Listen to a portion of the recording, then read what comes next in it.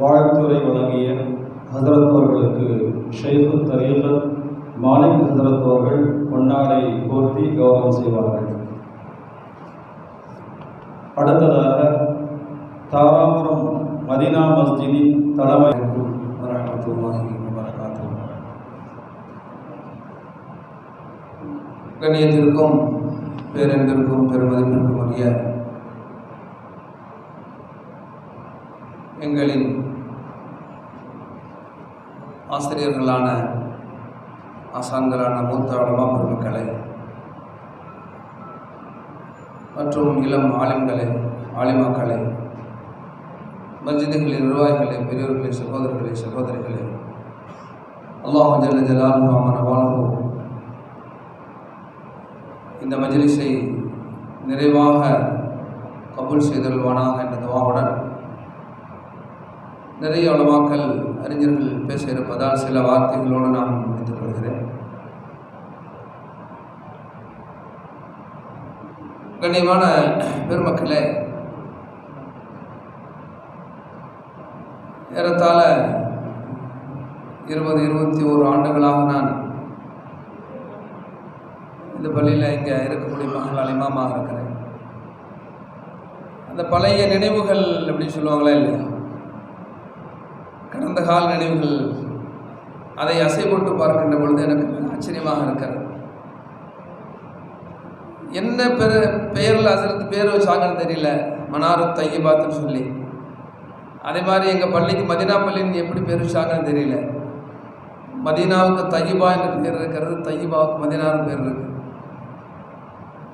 இரண்டுமே கிட்டத்தட்ட ஒன்றுபோல் வளர்ச்சி அடைந்து கொண்டே இருக்கிறது என்பதை நினைக்கின்ற பொழுது சந்தோஷமாகவும் மிக பெருமையாகவும் இருக்கிறது.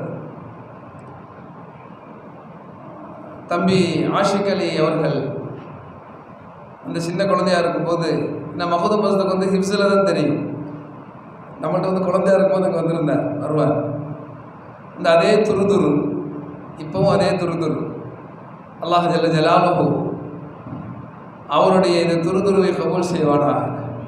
ஏன்னா இப்படி இருந்தால் தான் வேலை செய்ய முடியும், உட்காந்துக்கிட்டு தான் வேலை செய்ய முடியாது, ஓடிக்கிட்டே இருக்கணும். நான் நிறையா துவா செய்வேன். ஏன்னா ஹசரத் அவர்கள் ரஹம் ஷரஃபுதீன் ஹசரத் அவர்கள் நம்மை விட்டு மறைந்த பொழுது எங்களுக்கு எல்லாம் பெரிய ஒரு கேள்விக்குறியாக இருந்தது, இந்த சின்ன குழந்தை எப்படி இதை சமாளிக்க போகுதுன்னு சொல்லி. ஆனால் அல்லாஹ் ஒரு மனிதரை வேலை செய்ய வைக்க வேண்டும் என்று நினைத்து விட்டால் அதை யாரும் தடுக்க முடியாதுங்கிறதுக்கு ஆஷிக் பெருமைக்கெல்லாம் சொல்லலை, உண்மைதான் சொல்லுவேன். மிகச்சிறந்த உதாரணம். ஏனென்றால் அல்லாஹ் அவரை வேலை வாங்குகிறார், அல்லாஹ் அவரை வேலை வாங்குகிறார். அந்த அடிப்படையில் மிகப்பெரிய சாதனைகளை செய்து கொண்டிருக்கிறார். அடுத்தடுத்த கட்டத்திற்கு இந்த இதாராவை, இந்த கல்வி நிறுவனத்தை கொண்டு செல்கிறார் என்று பார்க்கின்ற பொழுது அவருடைய தந்தையுடைய துவா, மிகப்பெரிய அவர்களுடைய துவா இருக்கிறது என்பதோடு இன்றளவும் அவருடைய ஆசிரியர் பெருமக்கள், உள்ளூரில் இருக்கக்கூடிய, அதற்கு அடுத்த கட்டத்தில் இருக்கக்கூடிய எங்களை போன்ற உலமா பெருமக்கள் எல்லோருடைய ஆலோசனைகளோடும் மிகச் சிறப்பாக நடத்தி கொண்டிருக்கிறார். அல்லாஹ் ஜல்ல ஜலாலுஹு அவருக்கு நீண்ட ஆயுளையும் நிறைவான ஞானத்தையும் தன் புறத்திலிருந்து மிகச்சிறந்த நல்ல ஆலோசனைகளையும் அல்லாஹ் ஜல்ல ஜலாலுஹு வழங்குவானாக. கண்ணியமான பெருமக்களே, இந்த மദ്രஸா நிஸ்வான், மனாரு தையிபாத் போன்ற நிஸ்வான்கள் நிறைய நமக்கு தேவைப்படுகிறது.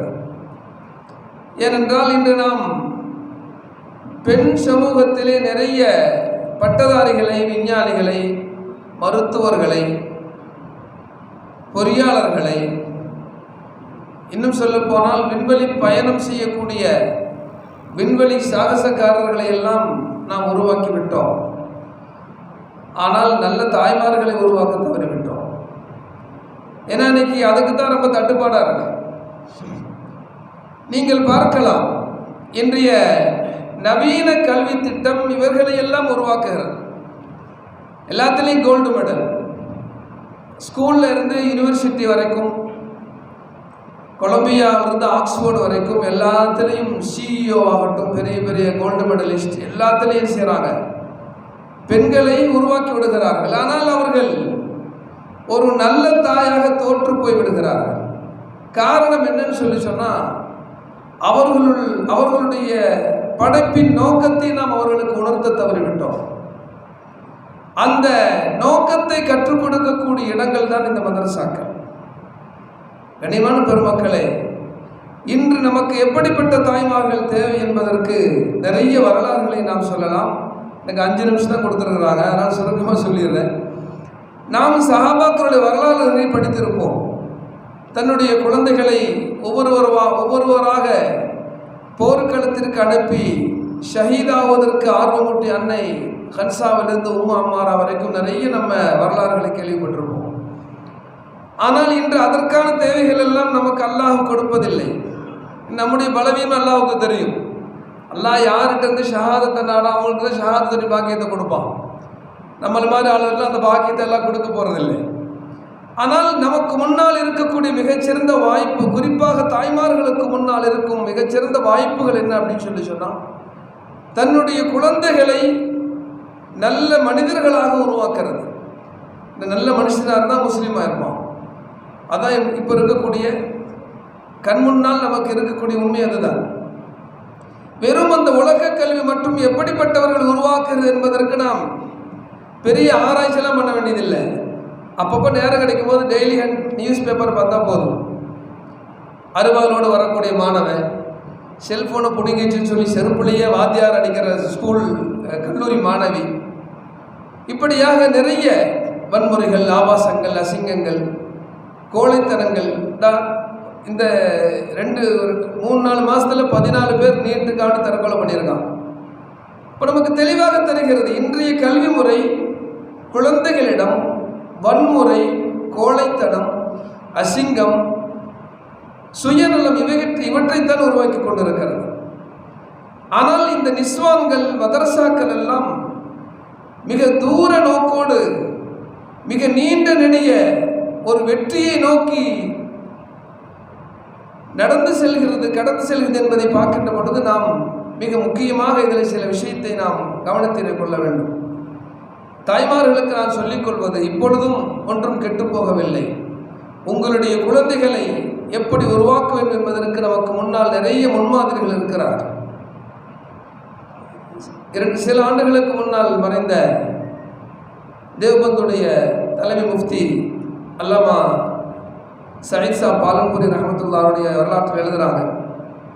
அவங்களுடைய மனைவிட்டு சொன்னாங்க, அவங்களுக்கு ஏறத்தாழ 10 ஆண் குழந்தைகள். அவங்கள்ட்ட திருமணம் ஆன உடனே சொன்னாங்களாம், பிறக்கக்கூடிய குழந்தைகளை எல்லாம் முதல்ல அவங்க மனைவி ஹாஃபிஸ் கிடையாது, கல்யாணமான உடனே முதல்ல தன்னுடைய மனைவியை ஹாஃபிஸ் ஆக்கணும்.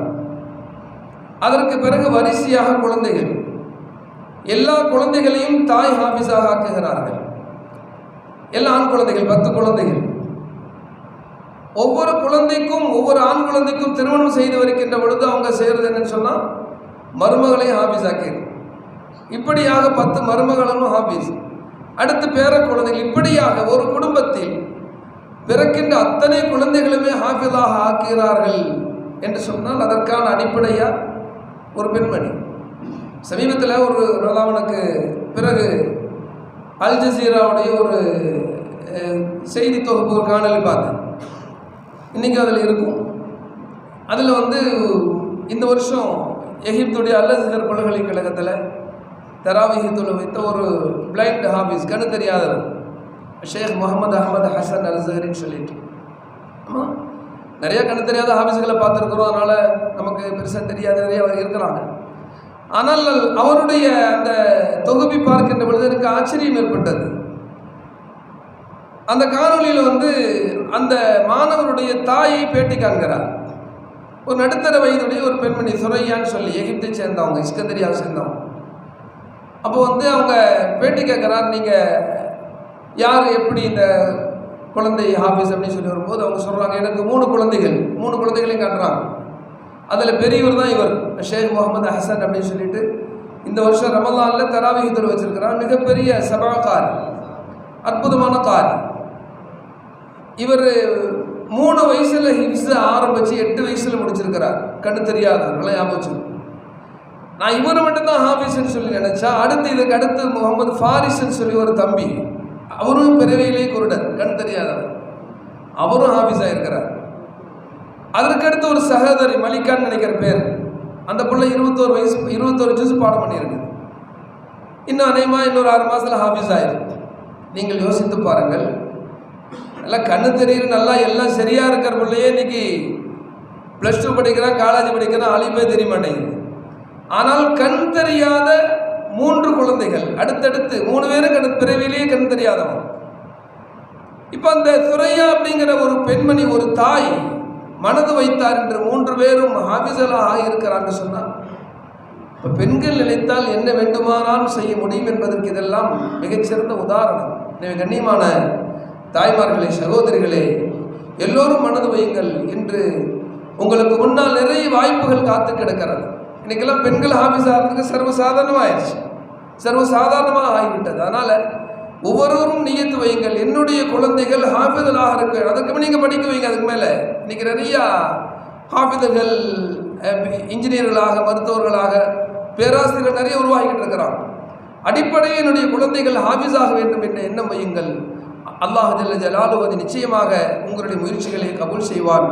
அல்லாஹ் ஜல்ல ஜலாலுஹு இந்த மதர்சாவை கியாமத் நாள் வரைக்கும் ஹஸரத் அவர்கள் எப்படி என்ன எண்ணத்தில் இதை தொடங்கினார்களோ அந்த எண்ணங்களை அல்லாஹ் கபூலாக்கி கியாமத் நாள் வரைக்கும் சீரோடும் சிறப்போடும் வெற்றி வாகை சூடக்கூடிய மிகச்சிறந்த கல்வி நிறுவனமாக அல்லாஹ் ஆக்கியர் புரிவானாக. வாஹிர் தாவா அல்ஹம்துலில்லாஹி ரப்பில் ஆலமீன். அஸ்ஸலாமு அலைக்கும் வரஹ்மத்துல்லாஹ்.